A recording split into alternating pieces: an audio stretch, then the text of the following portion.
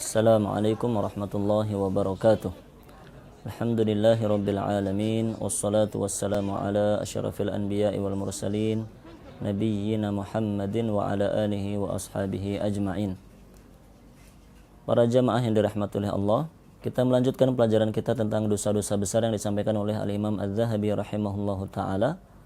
Kita memasuki dosa besar yang ke-24, yaitu qat'ut thariq, atau menjambret, mencopet, membegal, atau yang semakna dengan itu. Dalam surat Al-Maidah, Allah Subhanahu wa ta'ala berfirman, "Innama jazaa'ul ladzina yuharibuna Allah wa rasulahu wa yas'auna fil ardi fasada ay yuqattalu." Yang artinya tidak lain balasan atau hukuman bagi orang-orang yang memerangi Allah dan Rasulnya, bagi orang-orang yang memusuhi Allah dan Rasulnya sallallahu alaihi wasallam dan membuat kerusakan di muka bumi, yaitu mereka dibunuh. Yang pertama Allah menyebutkan mereka dibunuh. Yang kedua, au yusallabu, atau mereka disalib. Naam, au tuqatta'a aydihim wa arjuluhum min khilaf. Yang ketiga, yaitu mereka dipotong tangan dan kakinya dari arah yang bersilang, yaitu tangan yang kanan misalnya, kemudian kaki yang kiri. Au yunfau minal ard, atau balasan yang keempat, yaitu mereka diasingkan, mereka diusir dari daerah asalnya. Dzalika lahum khizyun fid dunya, yang seperti itu adalah hukuman yang akan menghinakan mereka di kehidupan dunia. Walahum fil akhirati adzabun adzim, dan nanti pada hari akhirat mereka akan mendapatkan siksa yang sangat pedih.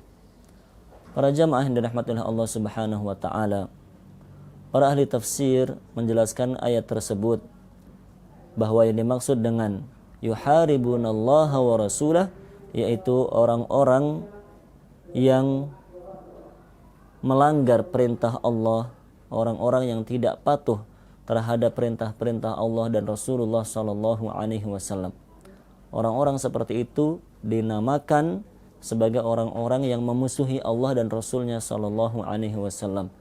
Karena ketika orang itu tidak melaksanakan perintah Allah, atau orang itu melanggar larangan-larangan Allah Subhanahu wa taala, maka seakan-akan orang itu memerangi, memusuhi Allah dan Rasulullah sallallahu alaihi wasallam. Maka ayat ini berlaku umum, yaitu orang-orang yang melanggar batasan-batasan syariat, orang-orang yang tidak mengindahkan hukum-hukum syariat, yaitu mereka termasuk orang-orang yang telah melakukan perbuatan dosa besar. Para jamaah yang dirahmati oleh Allah Subhanahu wa taala, dari ayat tersebut para ulama menyimpulkan bahwa membegal atau menjambret ataupun yang semakna dengan itu, ataupun sekedar membuat keonaran di jalan umum, membuat keamanan terganggu di jalan umum atau di tempat umum, maka orang seperti itu pada hakikatnya telah melakukan perbuatan dosa besar. Orang yang dengan tangan jahatnya, orang yang dengan kekuatan yang dimilikinya, kemudian menebarkan rasa takut di tengah masyarakat, yaitu dia mengancam, dia menampakkan tindakan-tindakan buruknya sehingga orang merasa tidak aman ketika berada di tempat tersebut, maka pada hakikatnya orang seperti itu telah melakukan perbuatan dosa besar. Naam. Dan dosanya akan semakin besar jika perbuatan itu ditambah dengan dosa-dosa besar yang lainnya. Misalnya selain berbuat onar di tengah jalan, selain mengganggu keamanan di tempat-tempat umum, mereka juga melakukan pembegalan, mereka melakukan penjambretan, maka dosanya akan bertambah besar di sisi Allah Subhanahu wa ta'ala. Itulah yang dimaksud dalam kelanjutan ayat tadi, wa yas'auna fil ardi fasada, yaitu mereka berbuat kerusakan di muka bumi. Mereka merampas harta orang lain atau bahkan tidak segan-segan menumpahkan darah kaum muslimin dan muslimah. Mereka telah melakukan perbuatan dosa besar yang sangat dimurkai oleh Allah Subhanahu wa taala. Apa buktinya Allah murka kepada mereka? Yaitu Allah mensyariatkan hukum pidana yang sangat berat bagi orang-orang yang melakukan tindakan-tindakan seperti itu. Yaitu mereka yuqattalu, mereka boleh dibunuh. Orang-orang yang mengganggu kestabilan atau orang-orang yang mengganggu stabilitas keamanan, kemudian merampas harta orang lain dan tidak segan-segan membunuh orang lain, maka mereka pun boleh dihukum dengan kisos, yaitu mereka boleh dibunuh. Atau mereka disalib atau dipotong tangan dan kakinya dari arah yang bersilang. Diterangkan oleh para ulama, di antaranya oleh Imam Az-Zahabi rahimahullah ta'ala dalam buku beliau Al-Kabair, bahwa ayat tersebut mengisyaratkan tentang hukuman yang harus disesuaikan dengan tindak pidana yang dilakukan oleh orang tersebut. Artinya jika mereka hanya melakukan satu tindak pidana, misalnya mereka hanya mencuri saja atau mereka hanya merampas harta saja, menjambret saja, membegal saja, maka hukumnya adalah dipotong tangannya.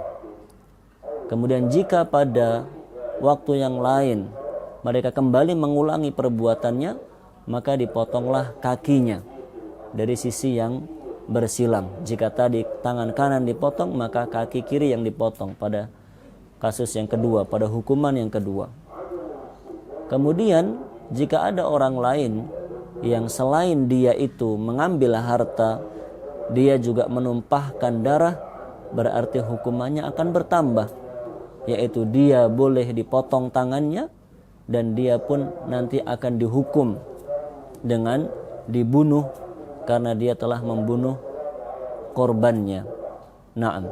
Dan demikian, semakin berat atau semakin banyak tindak kriminal yang dilakukan oleh orang tersebut, maka hukuman yang akan diterimanya akan semakin berat. Para jamaah yang dirahmati oleh Allah Subhanahu wa ta'ala, maka dengan memahami hal ini, kita semakin mengerti bagaimana agama Islam begitu memperhatikan keselamatan umatnya, begitu memperhatikan keamanan umatnya, begitu memperhatikan keadaan yang stabil di tengah masyarakat, sehingga agama Islam mensyariatkan hukum seperti ini agar umat Islam menjadi umat yang aman, umat Islam menjadi umat yang penuh dengan kedamaian, umat Islam menjadi umat yang menghormati hak orang lain, umat Islam menjadi orang yang menjaga harta sesama muslim, melindungi keselamatan sesama muslim dan muslimah, dan tidak ada orang-orang yang melanggar hak orang lain dengan cara merampas bahkan sampai membunuh korbannya.